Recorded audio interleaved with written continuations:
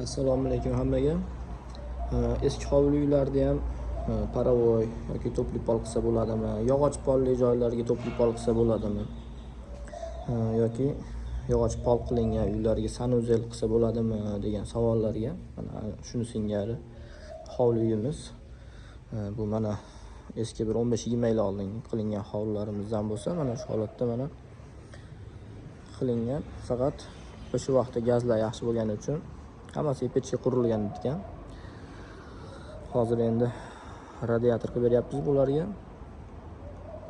Xo'p, oshxona, o'tirib ovqatlanadigan xonasi, ikkinchi etajlar. Bu yerlar endi bolalar xonasi, yotoqxona bo'lib ketyapti. Bir chekka ishlarimizni ko'rsatib o'taman. Bular hammasi mana avvalgi uslubda yog'ochdan ishlangan, yog'och pol qilib qilingan. Shu holatda bo'lgan. Biz mana paravoy liniyamizni o'tkazish uchun polini ochdik. Imkon qadar ehtiyot bo'lib ochib, radiatorlarimizni o'rnatyapmiz-da. Ashubkalarini endi oldirishib yuboradi ekan. Oldirib yuboramiz dedi. Remont o'zgaradi. Shu sabab ashubkalar ham yuborildi. Mana shu holatda liniyamizni o'tkazib yuboryapmiz.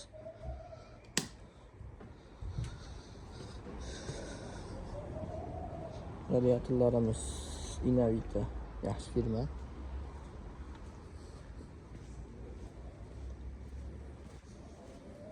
Keyin yana bir xonamiz. Bular endi Svetkaniki endi bu. Mana bu yerda ekan. Svetkaniki ekan. Bular endi bu tomonga radiator qo'ydik. Pollarni ochib, liniyalarimizni yurgizib oldik. Devordan ashubkani buzolmaymiz degani uchun imkoni yo'q. Dekorativniy kranlarimizni poldan chiqarishga majbur bo'ldik.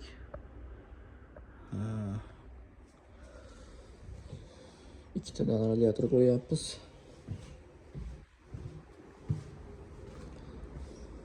Mana bu xonamizni so'riydi ekan. Bu so'ri ovorildi. Bunda kirganda mana so'rimiz ham turibdi. Shu joydan so'ri bo'lgan. So'ri ovorildi. Sababi so'ri dedi yosh bolalarga xavfli bo'lib, befoyda bo'lib qoladi ekan deb so'ri ovorildi-da. Radiatorlarimizni mana tashqariga olib chiqdik. Sababi so'ri tushuvdi. So'rini oborganimizdan keyin mana bu joyda mana ko'p turgan bo'lsanglar, uyda podushka betoni bor ekan. Taxminan bir 13-14 soat o'sib chiqqan.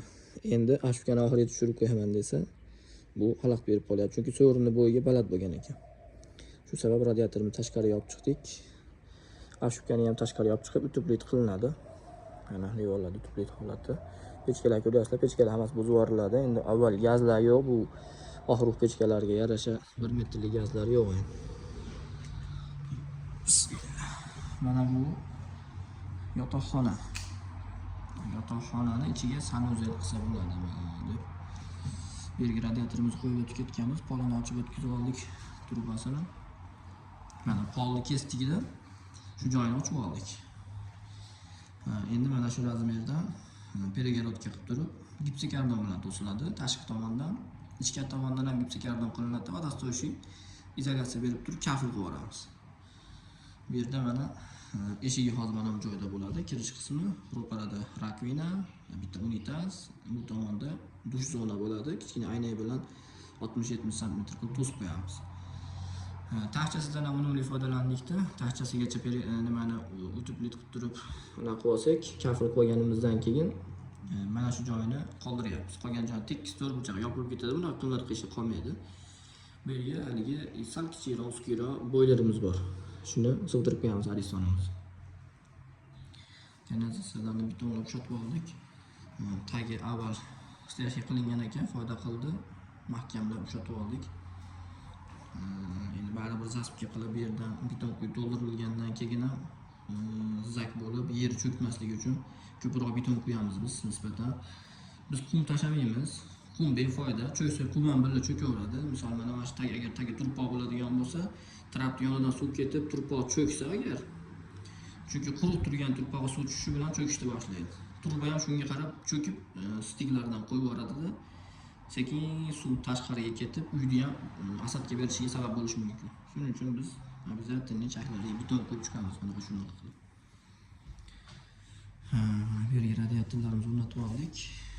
Bu yerda sushilkamiz bo'ladi. Biriga o'tgan teparaga olib chiqamiz.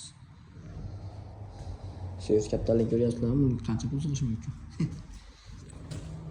Shuni singari. Kattangligimiz binodan tashqarida bo'ladi. Sababi bitta ham gazli katal, ham ko'mirli katal qo'yilyapti.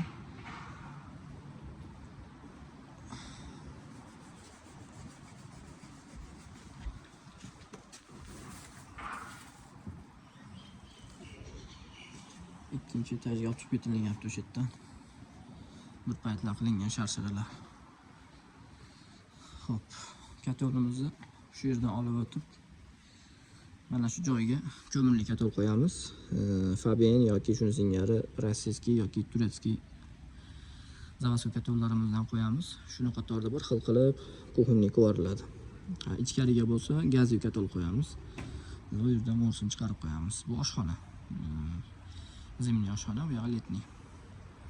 Shunaqa qilib joylayveramiz, xudo xolasa. Shuni singari mana eski hovli uylarga ham qilsa bo'ladi, to'pli polam qilsa bo'ladi. Radiator ham qilsa bo'ladi.